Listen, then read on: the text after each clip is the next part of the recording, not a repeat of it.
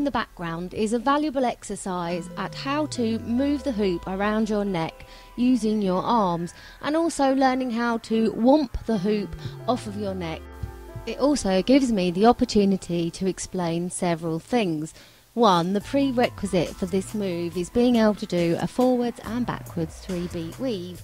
And two, this move was born out of a flow state, and this is the first time I've tried to break it down. It's taken me a long time and I've learned a lot. I may miss out things, but I hope that you manage to get it by the end of the tutorial. I prefer to use voiceover and slow motion because it enables me to explain things that I may have otherwise missed. The womp is basically a neck reversal with the head inside of the hoop.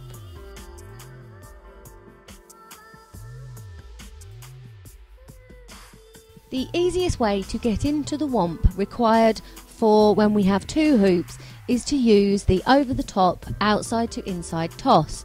You will be required to know this on both arms in order to move backwards and forwards out of the 3-beat weaves.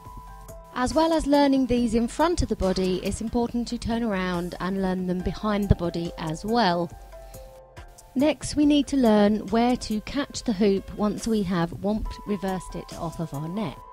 After reversing the hoop on the neck using the womp, there are two places at which you can catch the hoop. Either underneath the armpit, the same place at which you released it, or over above the arm. Either way, you need to catch the hoop with the thumb up. And then you've got the choices of which way you want to go, either leading with the thumb or leading with the pinkie. That will determine which 3-beat weave you will choose, but we'll go over that in a bit.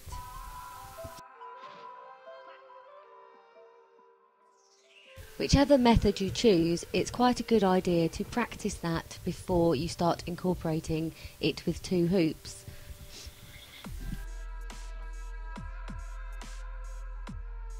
Don't forget to practice this at the front and at the back.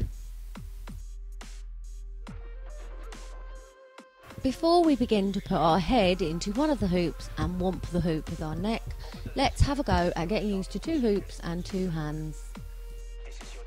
The following exercise incorporating the 3-beat weave shows you when to add the extra throw and how to stop the hoops so that you may then move them back in the opposite direction. Notice here that this is the over the top outside to inside release. You will not be able to catch the hoop where we practiced earlier because your neck is not going in, but it is important that when you do catch the hoops you stop them and take them immediately in the opposite direction. This is really good training for when you do stick your neck in. It's another lesson in learning how to womp the hoop with your neck and when to release the hoop. Done in a very tick-tock back and forwards fashion. If you are a stickler, you could make this look a lot neater than me. However, if you know me, I'm not that much of a stickler for neatness in my hooping practice.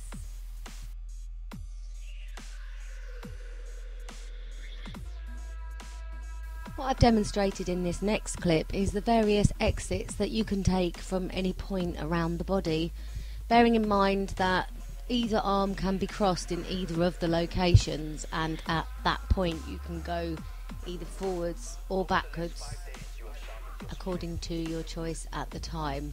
It is quite a mind-melting experience to practice, I can promise you that.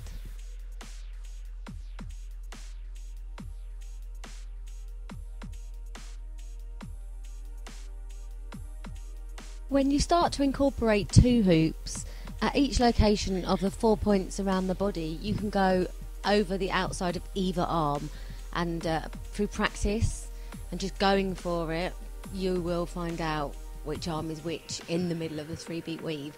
I can't even begin to explain. You've just got to play with the exercises I've given you and go for it, basically.